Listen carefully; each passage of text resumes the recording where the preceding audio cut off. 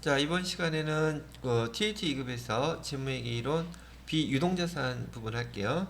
비유동자산의 첫 번째 거는 투자자산, 두 번째 유형자산, 세 번째 무형자산, 네 번째 기타 비유동자산 네 가지에 대해서 이제 설명을 해드릴 겁니다.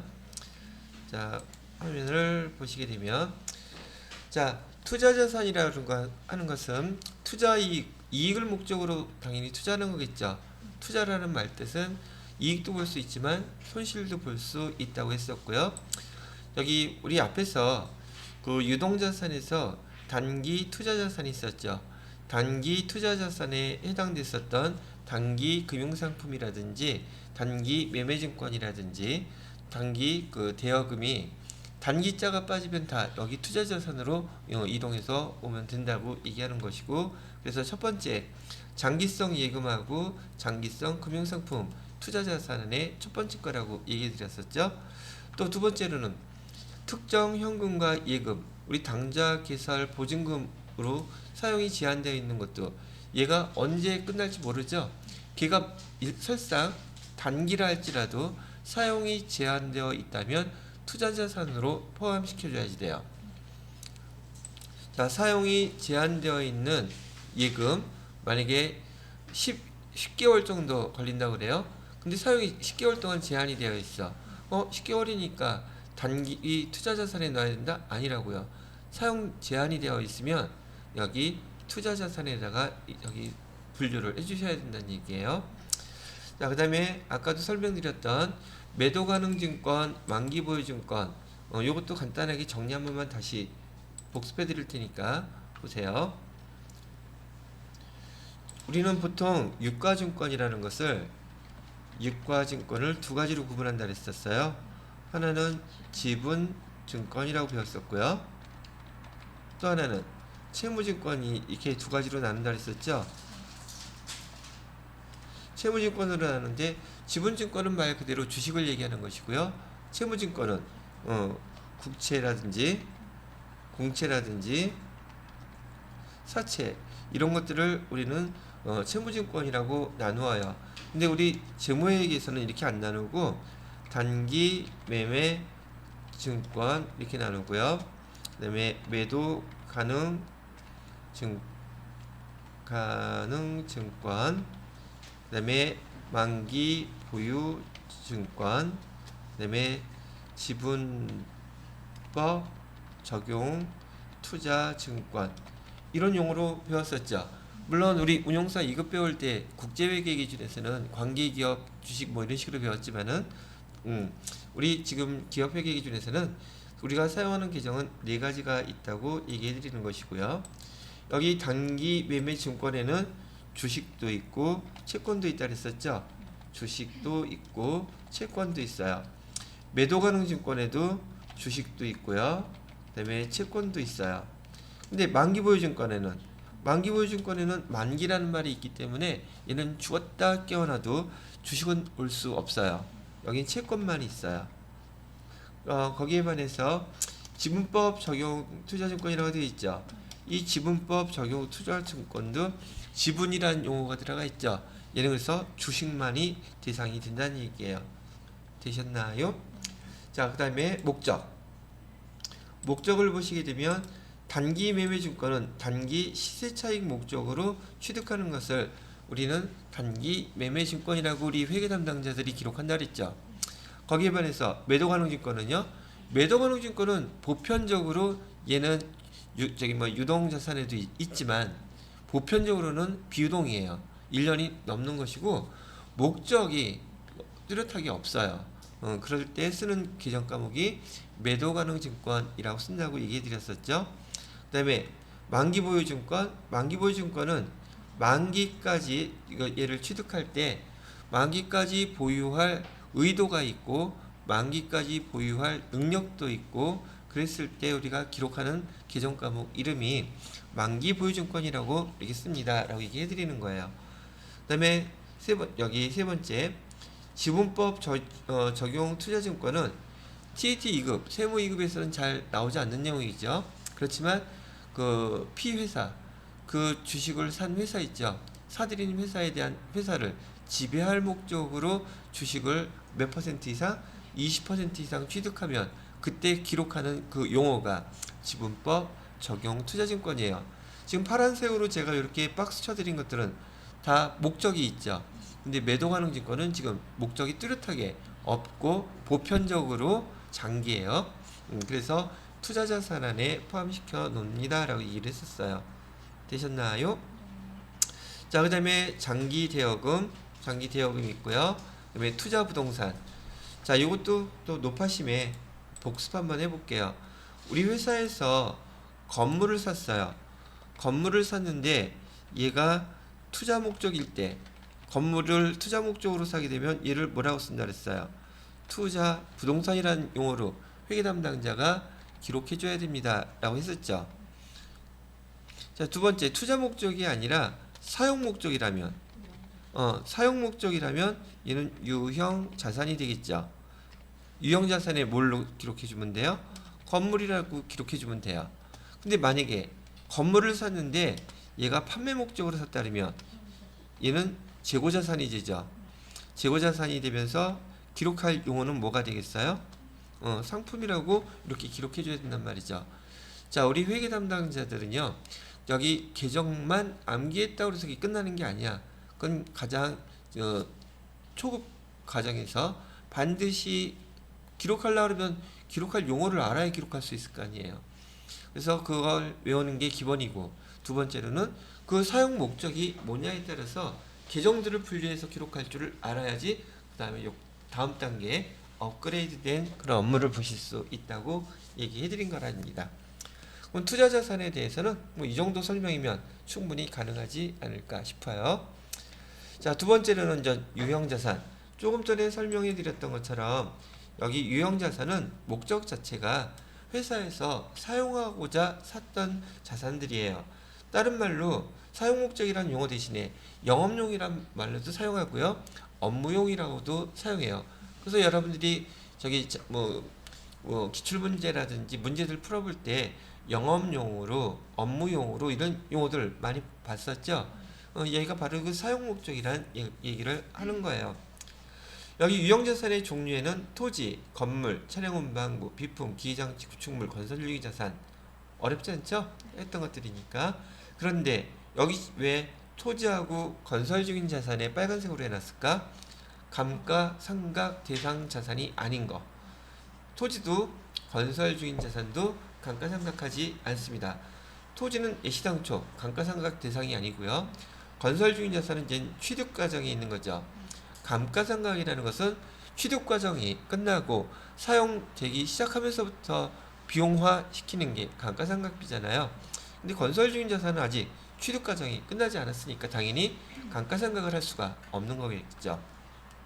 자, 그래서 여러분들한테 이거 설명해 드릴 때 제가 유형자산의 회계 처리를 크게 세 단계를 나눠서 기억하시면 돼요. 그랬었죠.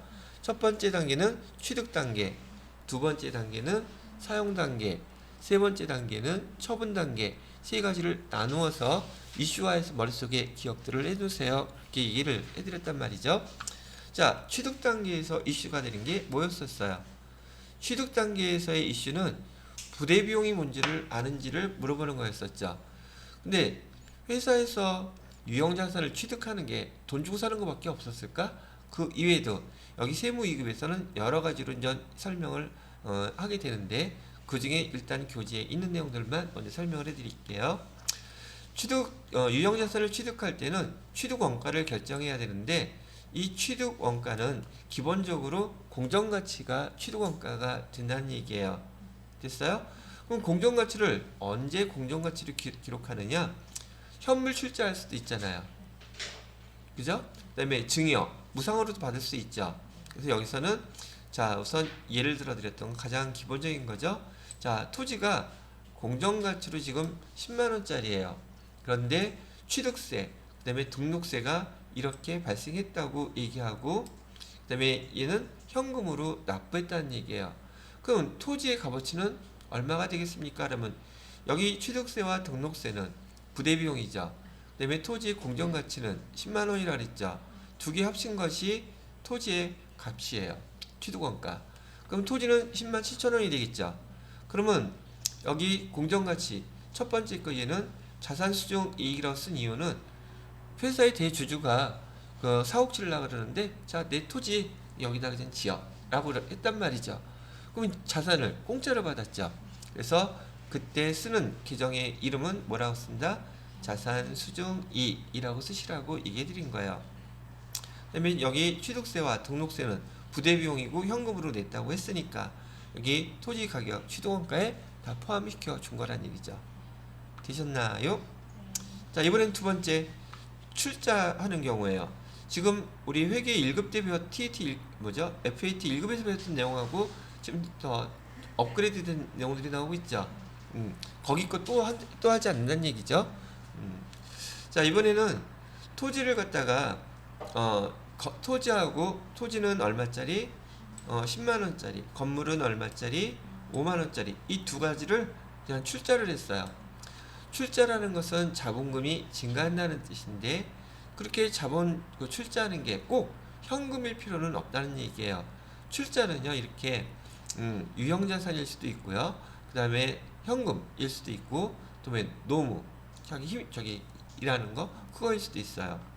자, 근데 이렇게 공정가치로 따졌을 때 15만 원인데 이 대가로 주식을 몇 주를 주기로 했느냐면 지금 100주를 주기로 했대요. 한 주의 주식값은 얼마고? 주당 1,000원짜리 액면가액이겠죠. 이거는 시가 아니에요. 액면가액으로 1,000원이라고 한다면 자본금 주식 발행해서 줘야 할 테니까 주식을 발행하면 자본금이 증가한다 그랬죠.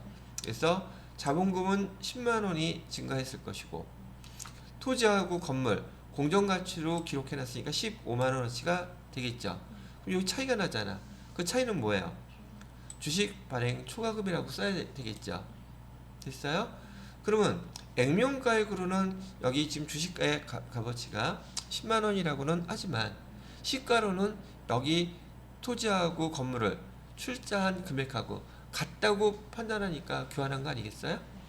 이해되시겠죠? 그래서 여기 우리 주식 발행했을 때 계정 썼던 것처럼 여기에서도 주식 발행 초과금이라는 용어가 이렇게 기록이 되게 된답니다. 되셨나요? 네. 자, 일단 교재에 나와 있는 것 중에서 증여받은 항목하고 그 다음에 여기 출자한 항목에 대해서 얘를 이렇게 설명해 드렸어요. 이것도 운영사 2급에서 배웠던 내용들이 있는지라 난이도가 이렇게 많이 커 보이지는 않죠. 자, 취득과정은 이제 끝났어요. 그 다음에 사용과정. 사용과정에서 이슈가 되는 이슈는 두 가지가 있다 그랬어요. 자본적 지출과 수익적 지출. 그죠? 그 다음에 유형자산을 사용함으로 인해서 값이 떨어지는 걸 비용화시키는 거, 감가상각이 그 이슈가 두 가지라고 얘기해 드렸었죠. 자, 그러면 여기 사용과정에서 발생하는 거 자본적 지출, 수익적 지출일 때 자본적 지출이라는 것은 여기다가 그냥 쓸까? 자본적 지출이라고 얘기하는 것은요. 지금 얘는 자산화 시켜야 되죠. 자산 회계 처리할 때 자산 처리하라는 뜻이라고 그랬었고 어떤 경우에 자산 처리를 해요? 일단 그 자산의 값어치, 자산의 가격이라고 해야 되나? 자산이 값어치라고 합시다. 자산의 값어치가 현저하게 증가하는 거, 자산의 가액이 증가를 갖다가 현저하게 증가하는 것들 어떤 게 있었어요? 우선 건물을 예를 많이 들었었죠.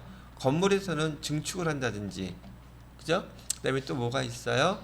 그다음에 엘리베이터 같은 거 설치한다든지, 엘리베이터 설치를 한다든지, 그다음에 방공호 이런 거 설치한다든지, 방공포가 아니라 또 방공호를 설치한다든지, 그다음에 냉난방 장치, 냉난방 장치를 갖다가 설치한다든지 얘네들은 보편적으로 보아하니 금액이 상당히 크게 지출이 되는 것들이죠.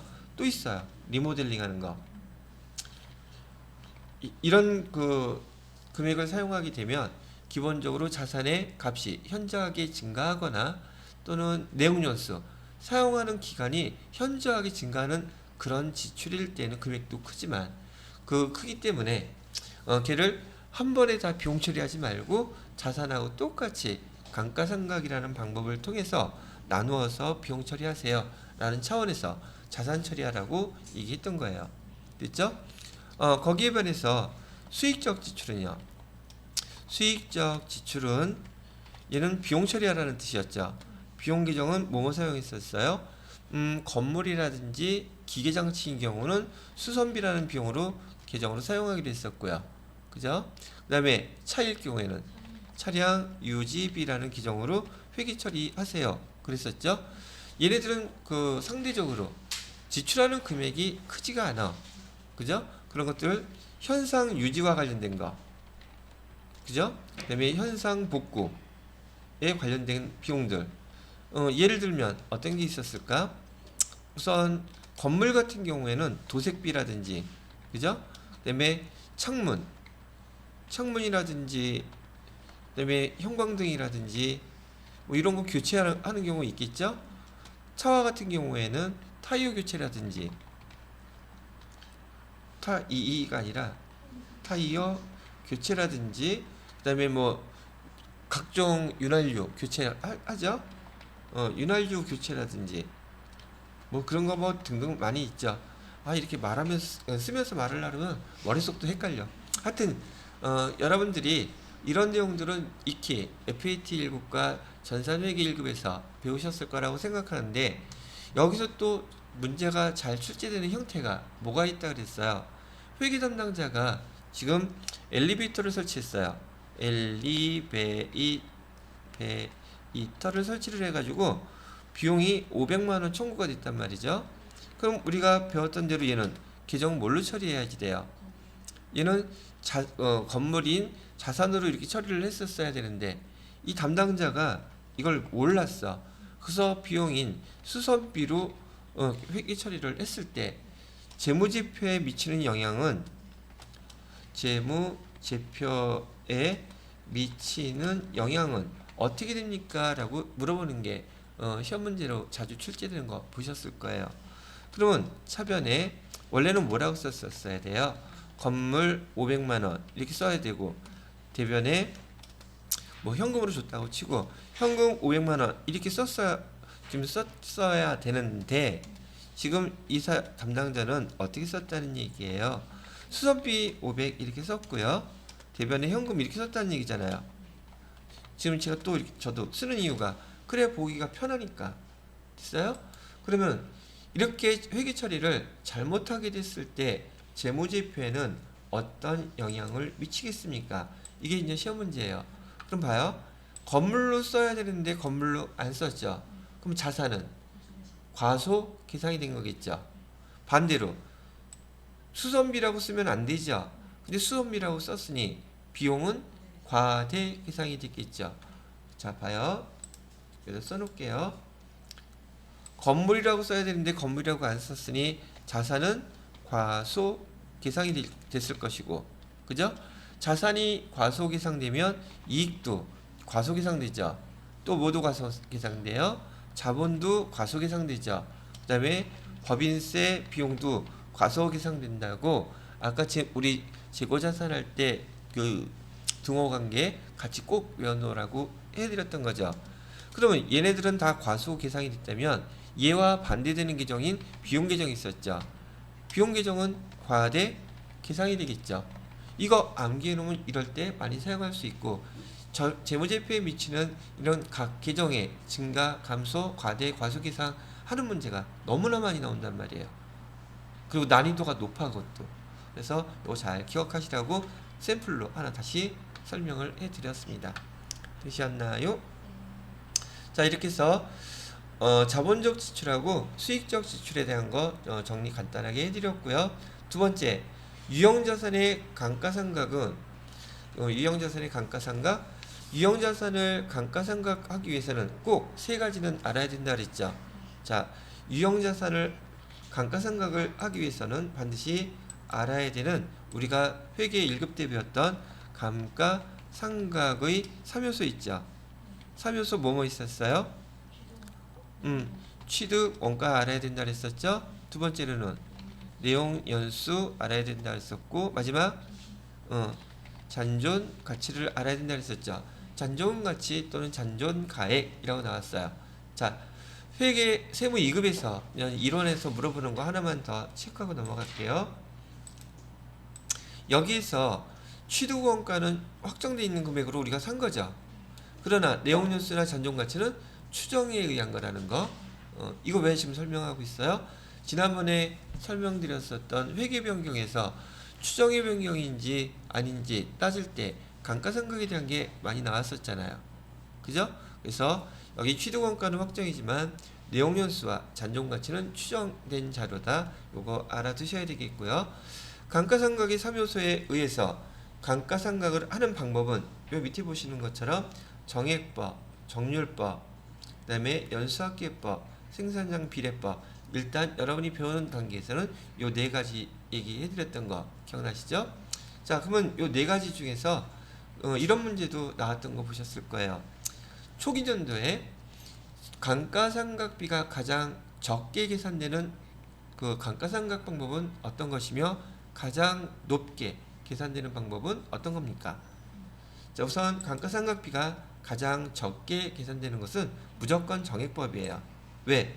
나머지 이 세 가지 방법은 이는 가속상각법이라고 불러요. 뭐라고 부른다고요? 가속상각법에 해당되기 때문에 정액법보다는 무조건 그 초년도 감가상각비는 훨씬 더 크다는 얘기죠. 그 중에서 제일 크게 계산되는 방법은 정률법이라 그랬어요. 정률법 다음에 연수학계법, 그 다음에 정액법. 이렇게 생산량 비례법은 상대적으로 잘 시험 문제 출제가 되지 않는 삼각 방법이고, 제일 많이 삼각 해보라고 쓰는 그 용어 방법이 정액법으로 나와요. 여러분이 그런 개념을 알고 있는지 모르고 있는지 그 정도만 물어보는 거니까. 그래서 감가상각비가 계산이 됐어요. 그래서 예를 들어서 감가상각비가 얼마로 계산됐냐면 50만원 계산됐다고 가정을 해볼게요. 그러면 회계 처리해야 되죠. 차변에 뭐라고 처리해요? 감가상각비 50만원 이렇게 하시겠죠. 자, 대변에다가는 감가상각 누계액이라고 해서 50만원 이렇게 처리하겠죠.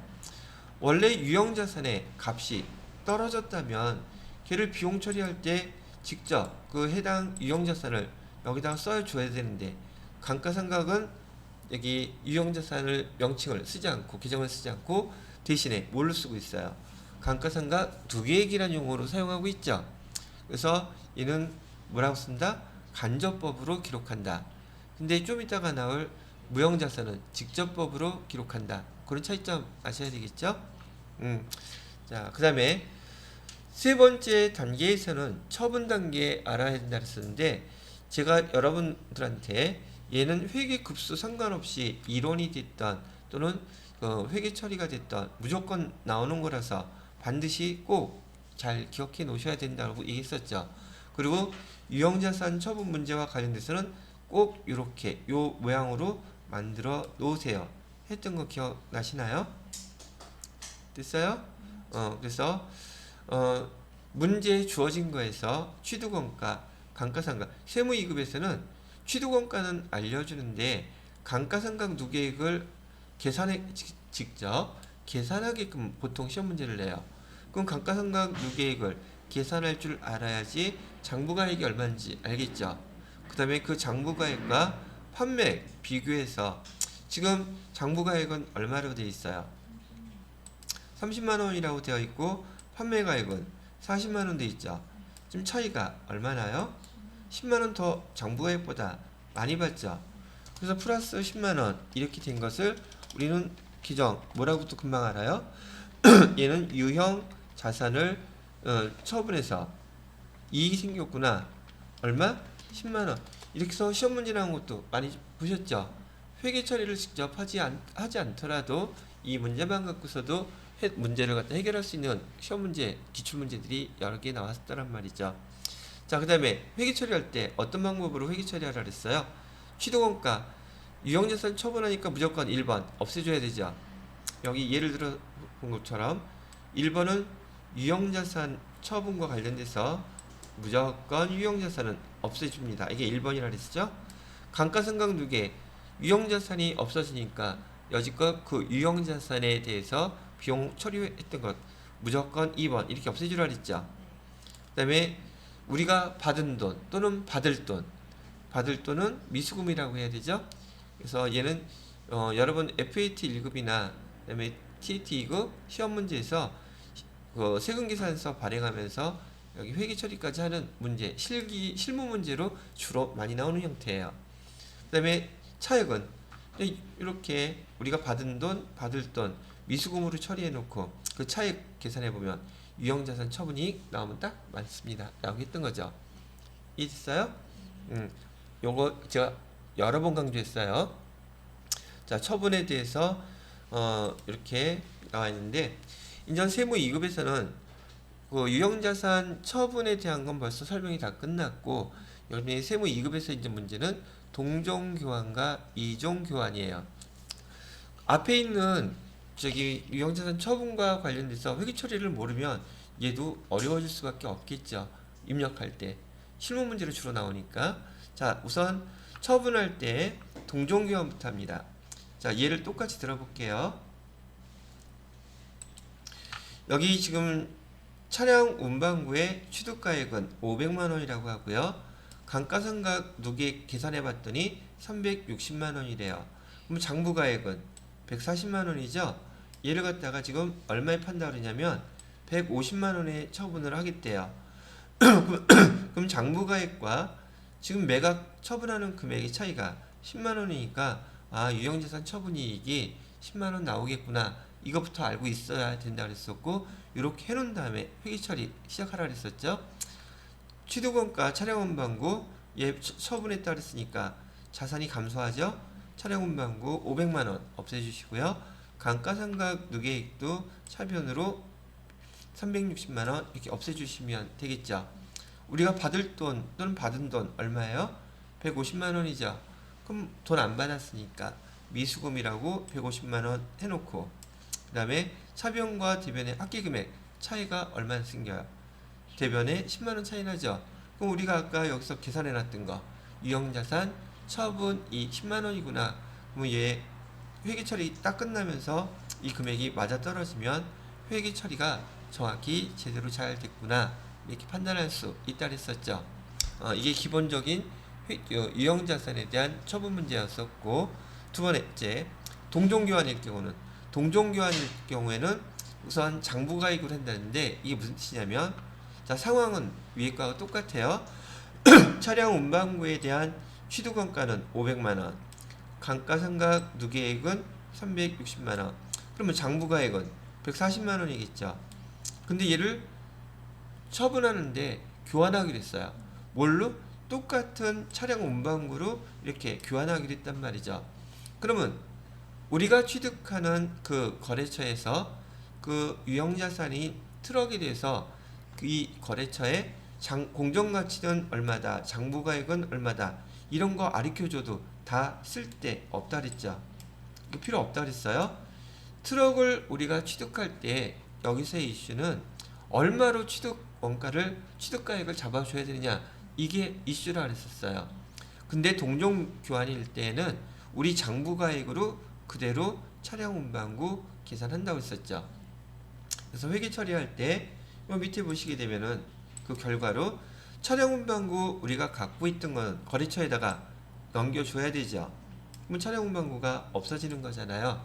그래서 차량 운반구 500만원 없애주고 우리가 여지껏 해놨던 감가상각 누계액도 없애줘야 되죠. 그 다음에 우리가 새로 취득하는 트럭의 취득가액은 얼마로 기록하라는 뜻이에요. 동종교환일 때는 우리 장부가액으로 그대로 이렇게 기록하시면 된다는 얘기예요. 우리 남아있는 장부가액으로 기록하니까 유형자산 처분 이익과 처분 손실이 절대 발생할 수가 없다는 뜻이죠. 이해되셨어요? 이게 동종교환이에요. 그래서 동종교환을 하게 되면 장부가액으로 우리가 새로 취득하는 유형자산을 기록하기 때문에 유형자산 처분이익이나 처분 손실이 발생하지 않는다는 게 특징이에요. 되셨나요? 자, 반면에 이종 교환을 하게 될 때는 이종 교환을 하게 되면 우선 종목이 다르죠. 이종 교환의 특징은 공정가치로 기록한다고 얘기하는 거예요. 일단은 이게 어떻게 되느냐? 자, 조금 전에 얘기했던 것처럼 차량 운반구에 대한 취득원가와 감가상각 누계액도 똑같고요. 장부가액도 똑같아요. 이번에는 문제가 뭐야? 거래하는 그 거래처에서 비품하고 기존 과목이 다르죠. 종류가 다르단 말이에요. 이하고 바꾸기로 했단 말이에요. 그러면 우리가 여기 차량 운반구는 교환해서 줘야 되니까 앞에서 회계 처리했던 거하고 똑같이 차량 운반구 없애주고 감가상각 누계액도 없애주고 대신에 우리는 뭘 받기로 했어요? 비품을 받기로 했죠. 이 비품의 값을 뭘로 기록해야 된다? 거래처의 공정가치로 기록을 해줘야 된단 말이에요. 아시겠죠? 그러면 차익이 생기죠.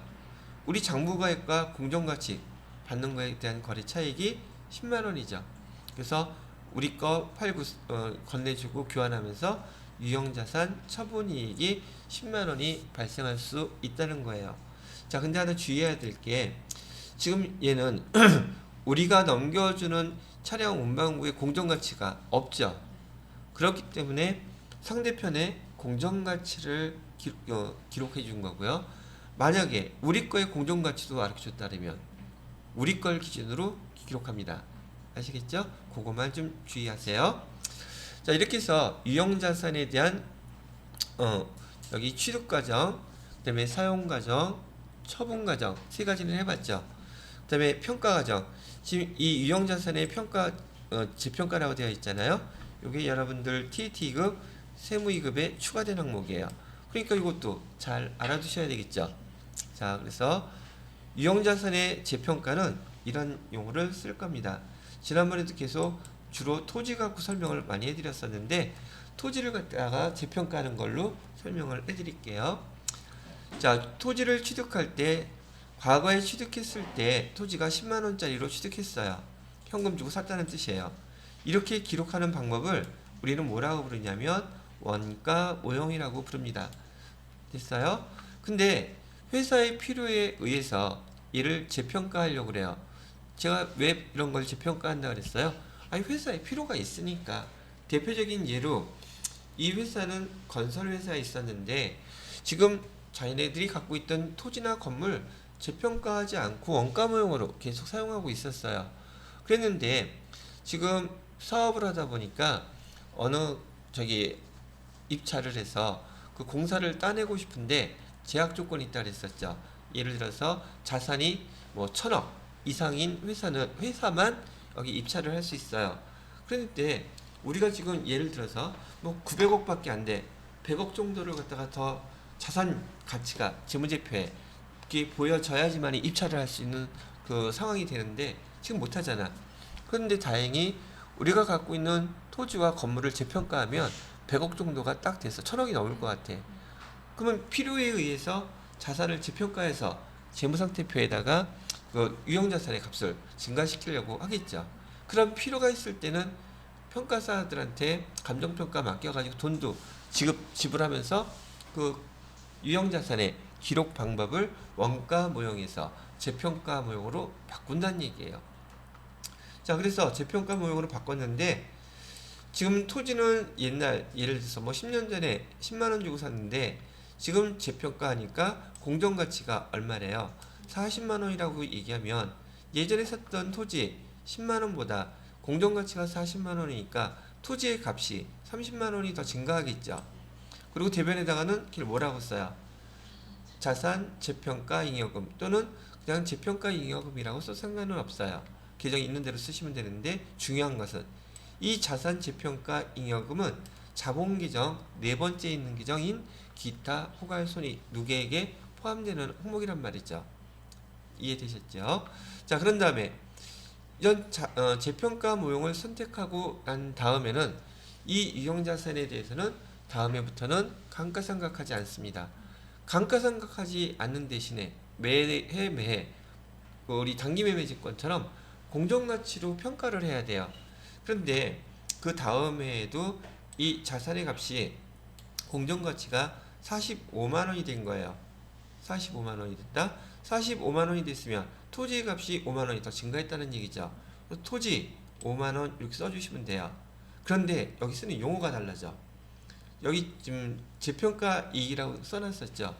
이거는 근데 1년 매년 이제는 이 유형자산에 대한 재평가를 해줘야 되잖아요. 근데 이익이 발생했어. 근데 얘는 손익계정이에요. 이해됐어요? 근데 만약에 이번에는 반대로 공정가치가 25만 원으로 가격이 떨어졌을 경우에요. 떨어지는 경우에는 여기 우리 자산 재평가 잉여금 있었던 거 있었죠. 그죠? 얘는 증가했을 경우는 이렇게 기록하는 것이고 값이 재평가했는데 떨어졌다 그러면 떨어진 것만큼은 재평가 손실이라고 쓰지 않고 어디에 있는 것부터 먼저 뺐으라는 얘기예요. 자본 계정에 있는 거 얘부터 먼저 뺐으라는 얘기예요. 그리고 자산 재평가 잉여금에서 20만 원 빼쓰고 그다음에 대변에는 토지 값을 20만 원 감소시키면 된다는 얘기죠. 응? 왜 20만 원이냐고? 여기 지금 공정가치 얼마짜리라고 돼 있어요. 45만 원에서 25만 원 정도구나. 그렇죠? 이해됐어요?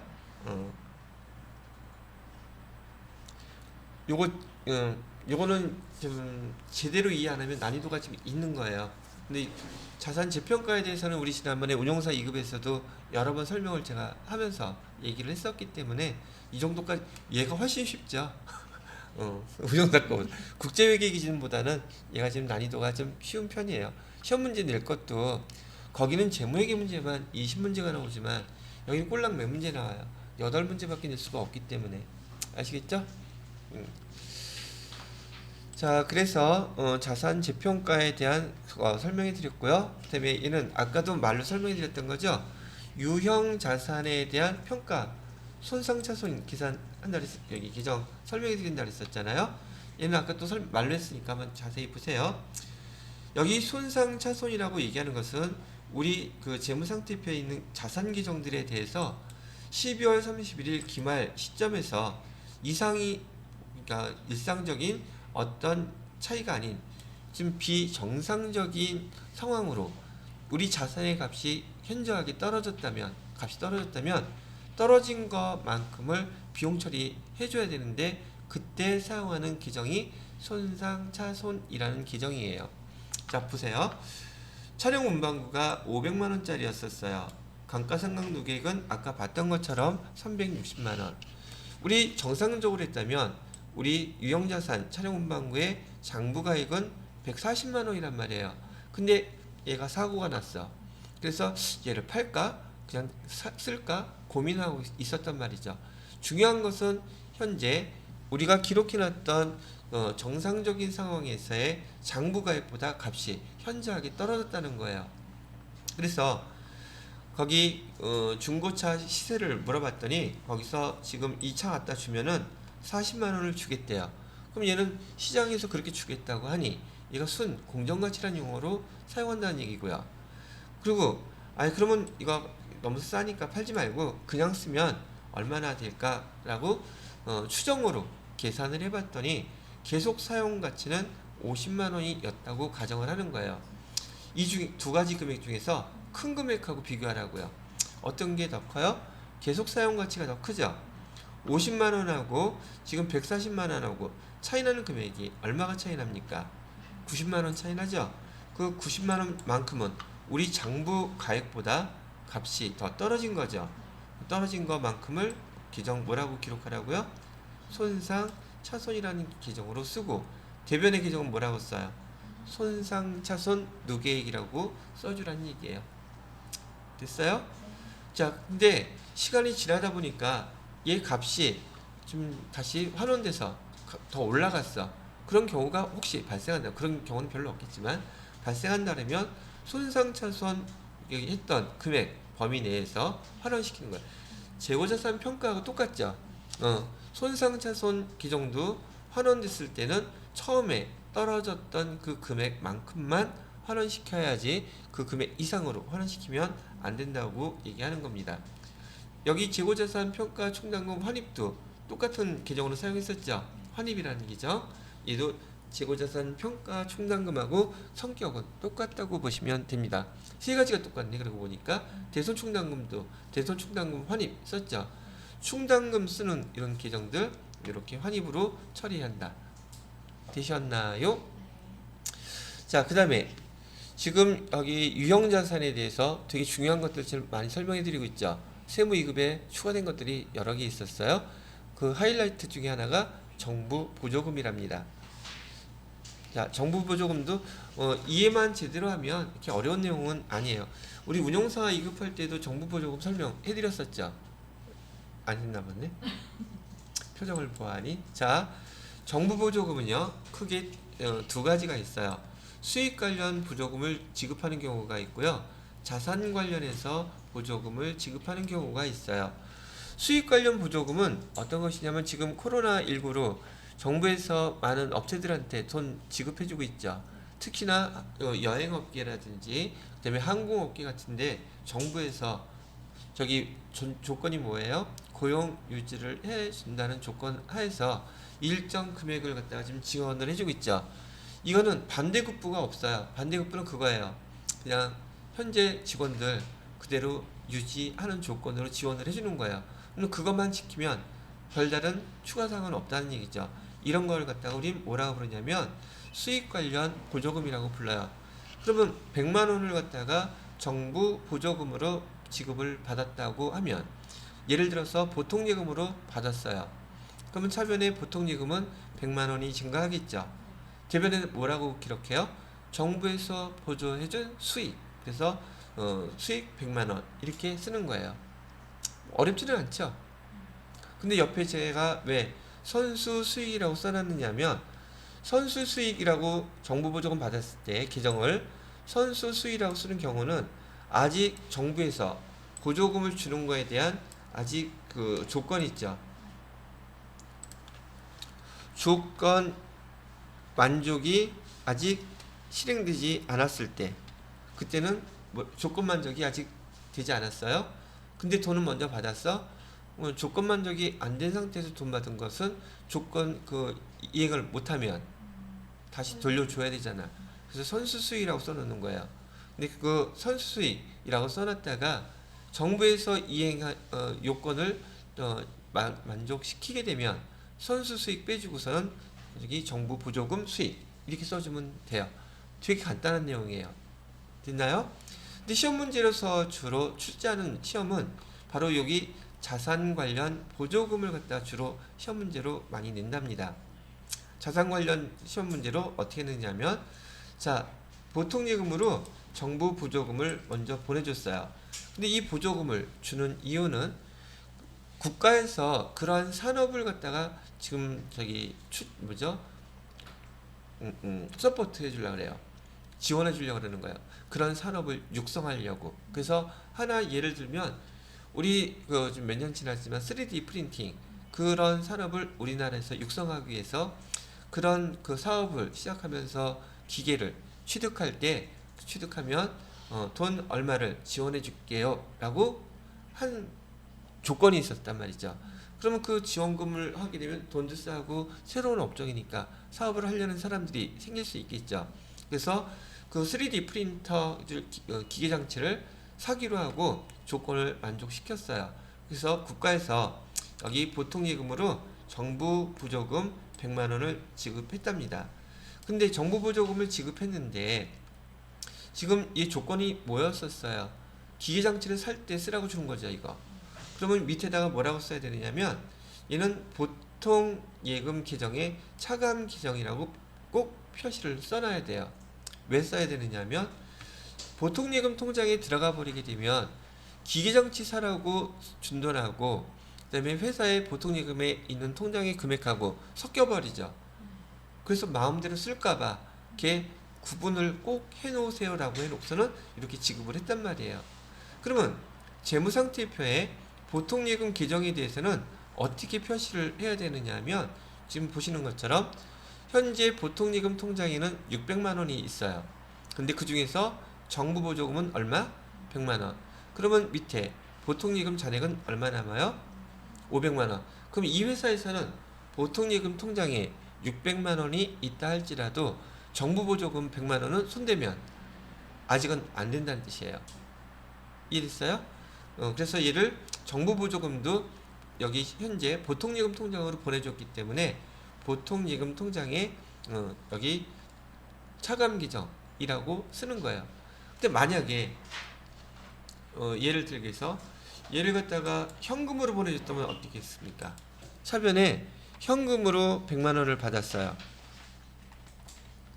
현금으로 받았다면 여기 정부 보조금에 보통 예금 계정 차감이 아니라 뭐라고 써놔야 되겠어요?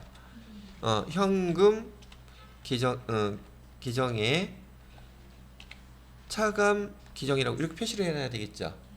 당좌예금으로 받았으면 당좌예금의 차감 계정 이렇게 해놔야 되겠죠. 이해돼요? 그럼 표시도 여기서 했던 것처럼 보통 예금에서 정부 보조금을 빼는 게 아니라 현금으로 받았으면 현금에서 정부 보조금 빼고 현금 이렇게 나와야 되겠죠. 이해됐어요? 자, 이렇게 갖고 있다가 이제는 실제로 기계장치를 샀어요. 그래서 기계장치를 샀으면은 기계장치가 지금 정부에서 보조금 준 거는 100만 원만 보조해 줬지만 이 기계장치의 값은 실제로 400만 원짜리예요. 그러면 기계장치를 취득했을 때 차변의 기계장치 400만 원 이렇게 쓰면 되겠죠. 그다음에 대변에 보통예금으로 해서 400만 원 다 이체시켜 줬어요. 됐나요? 그러면 요 지금 위에 계정만 기계장치를 취득했을 때 회계 처리하는 거 얘는 별반 어렵지 않게 벌어진 건수대로 처리해주면 되는 거죠. 근데 하나 아까 보통예금에 있었던 돈 빼서 결제해줬잖아요. 그러면 정부 보조금 100만 원 어디 갔어요? 정부 보조금 100만 원 보통예금 계정에서 차감된 그 금액만큼 여기 있었던 거 있죠. 이거 이렇게 해서 없애줘야 되잖아요. 여기 기록해놨던 거 그죠? 그 대신 얘는 지금 뭘로 또 정부 보조금이 옮겨갔어요. 기계장치 400만 원짜리 샀는데 그 기계장치 400만 원짜리가 그 회사 거 전부 다 아니잖아요. 그 중에서 정부 보조금으로 지원받은 거 100만 원 있을 거 아니에요. 기계장치 값 안에. 그쵸? 그럼 밑에 어떻게 되겠어요 또? 기계장치는 400만 원인데 그 중에서 기계장치 값 중에서 100만 원은 정부 보조금 받은 거죠. 그럼 기계장치는 차액이 얼마만 남겠어요? 300만 원 남겠죠. 아니 당연한 거잖아. 여기 거는 전 보통 예금에서 얘는 사용했죠. 그래서 여기 없애줬고 대신 기계장치를 사면서 정부 보조금은 기계장치에 100만 원은 정부 보조금으로 산 거다. 표시를 해줘야 되겠죠. 그래서 밑에 보시게 되면 기계장치 400만 원짜리인데 정부 보조금은 100만 원. 그래서 기계장치 순수하게 이 회사 것은 얼마로 기록된다? 300만 원 기록된다. 여기까지는 별반 어려운 거 없죠? 자, 10분 쉬는 게 아니네. 식사해야겠네. 얘는 지금 이따 이어서 설명해야 될 거기 때문에 정지시켜 놓을게요. 자, 그래서 처음 여러분들이 지금 여기 정부 보조금에 대해서 내용이 이렇게 제가 자세히 설명을 해드렸는데 문제가 나오게 되면 좀 되게 단순하게 나와요. 근데 전반적인 내용을 먼저 이해를 하시는 게 중요하기 때문에 제가 이렇게 설명을 해드린 것이고요. 자, 다시 한번 정리할게요. 지금 여기 정부 보조금은 크게 여기 수익 관련 보조금하고 자산 관련 보조금 두 가지가 있다. 주로는 수익 관련 보조금은 그냥 정부 보조 수익 계정 써주고 글로 끝난다 그랬어요. 별다른 게 없고요. 대부분의 자격 시험 문제에서 나오는 것들은 자산을 취득할 때 보조금을 지원하는 형식이 보편적이고 처음에 기계장치를 취득하기 위해서 여기 지원금을 줬기 때문에 보조금을 줬기 때문에 여기 기계를 사기 전까지 보관하고 있는 그 회사의 자산 거기에서 차감을 시켜서 재무상태표에 표시를 해주라고 얘기가 돼 있는 거예요. 그래서 지금 이 경우에는 정부 보조금을 일단 기계장치를 사는 건 아니지만 돈을 먼저 수령한 케이스죠. 그래서 보통 예금으로 받았기 때문에 보통 예금의 회사의 돈과 정부 보조금을 구분해서 표시를 이렇게 해 주셔야 됩니다 라고 얘기를 해드린 거예요. 그래서 현금을 받았으면 현금으로, 그죠? 그 다음에 당좌예금으로 받았으면 당좌예금의 차감 표시로 이렇게 해준다, 이런 얘기 정도 하시면 되는 얘기고요. 그 다음에 얘를 받아놨다가 이번에 기계장치를 샀어요. 기계장치를 샀으면 아까 여기 보통예금의 차감기종으로 표시해놨던 거 얘 없애줘야 되잖아요. 그죠? 그냥 보통예금의 차감기종으로 기록해놨던 것은 이렇게 없애주고요. 그 다음에 새로 이 보조금이 어디로 투입됐어요? 이번에는 기계장치로 투입됐잖아요. 그래서 기계장치로 투입된 걸로 정부 보조금 또 계정을 써주고서 여기 기계장치의 차감 계정 이렇게 표시를 해주시면 된다는 얘기예요. 그런데 여기 계정명이 똑같이 정부 보조금, 여기도 정부 보조금 써있지만 계정 코드가 같겠어요? 다르겠어요? 다르죠. 감가상각이래. 대손 충당금도, 그 다음에 감가상각 노계획도 한글로 되어 있는 계정 명칭은 똑같지만 여러분이 코드 번호로 구분하게 되면 입력할 때 코드 번호가 같지 않단 말이죠. 되셨죠? 자, 그리고 요 밑에 기계장치는 400만원 주고 샀는데 정부보조금 인전 이쪽에 지원된 걸로 표시가 되어야 되겠죠. 그래서 밑에 보시게 되면은 기계장치 400만원 취득한 거에 대해서 정부보조금 따라 붙고 있고요. 기계장치는 300만원 이렇게 표시를 한다는 얘기예요. 자, 여기 이제 시험 문제예요. 시험 문제에서는 기계장치 400만원짜리를 샀는데요. 여기 내용연수는 4년이고요. 정액법으로 감가상각을 한번 해보세요 라고 했단 말이에요. 근데 얘는 폐기 처리가 두 가지가 이루어져야 돼요. 하나는 우리가 취득한 고정자산에 대한 감가상각을 한번 처리해야 되고요. 그 다음에 그 기계 안에는 정부 보조금도 있죠. 정부 보조금만큼도 상각 처리를 해서 없애줘야 돼요. 어떻게 하느냐고요? 이렇게 하세요. 기계장치가 400만원짜리인데 취득원가가 내용연수 4년이라면 정액법으로 잔존가치는 없고요. 그러면은 매해 감가상각비는 얼마가 되겠어요?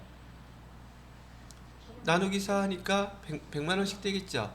그럼 우리가 배웠던 대로 감가상각비 차변에 100만원, 대변에 감가상각 누계액 100만원, 이건 똑같아요.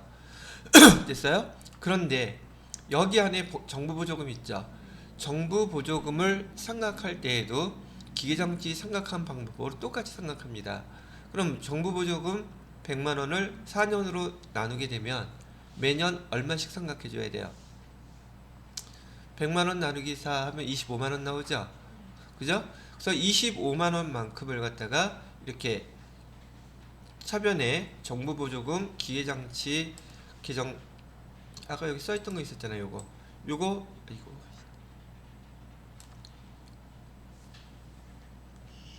이렇게 보여야 되겠죠? 아까 우리 기계장치 샀을 때 기계장치 여기 정부 보조금 차감 계정 이렇게 써놨잖아요. 100만원이죠. 얘를 4년 동안 없애는 거예요. 사용하면서. 정부 보조금은 계속 4년 동안 지원해준다는 뜻이에요, 사실은. 자, 그래서 얘 기계장치를 산 거에 대해서 감가상각을 하게 되면 여기 유형자산 기계장치 취득한 것만큼 방법으로 똑같이 정부 보조금 100만원을 상각하게 되면 100만원 중에서 25만원 빼줬죠. 그리고 중요한 게 바로 이해예요. 그러면 정부 보조금을 25만원 차감했는데 대변에 해당하는 계정 뭐라고 써야지 돼요? 여기 보시는 것처럼 감가상각비를 빼주는 거예요. 만약에 이 기계장치를 정부 보조금이 아니라 자기네가 직접 샀다면 1년 동안 사용하고 감가상각비는 얼마가 발생했겠어요? 100만원이 발생했었겠죠. 근데 정부 보조금을 받은 것만큼만 차감시켜 주니까 차익은 감가상각비가 얼마가 반영돼요? 75만원만 반영되겠죠. 그죠? 그럼 감가상각비 비용이 그만큼 줄어든 만큼은 그 회사의 이익은 증가하겠죠. 정부 보조금으로 그 기계 장치를 사서 그 기계 장치의 그 감가상각 기간 동안에 이렇게 정부 보조금을 나누어서 지원해주는 효과가 있더란 얘기죠. 이해됐어요? 그럼 위에 거는 결산 자료를 가서 하고 밑에 거는 일반 정부에서 따로 해줘야 돼요? 정부 보조금에 대한 감가상각이요? 아, 그거는 지금 생각하지 말고 이런 내용만 잘 먼저 이해하시면 돼요. 이거는 저기 어디죠? 결산자료 입력에다가 입력하라는 얘기로 나오지 않아요. 따진다면 감가상각비 얘는 결산자료 입력에다 넣고 F3 누르면 되겠죠. 왜냐하면 거기 넣는 항목이 있으니까. 그리고 밑에 거는 정부보조금에 대한 거 이런 거 있겠어요, 없겠어요? 자동 분괴될 수 있는 거 없겠죠. 그러니까 얘는 일반 전표에서 입력하는 게 맞아요. 이렇게 회계 처리를 해줘야 된다는 얘기죠. 됐어요?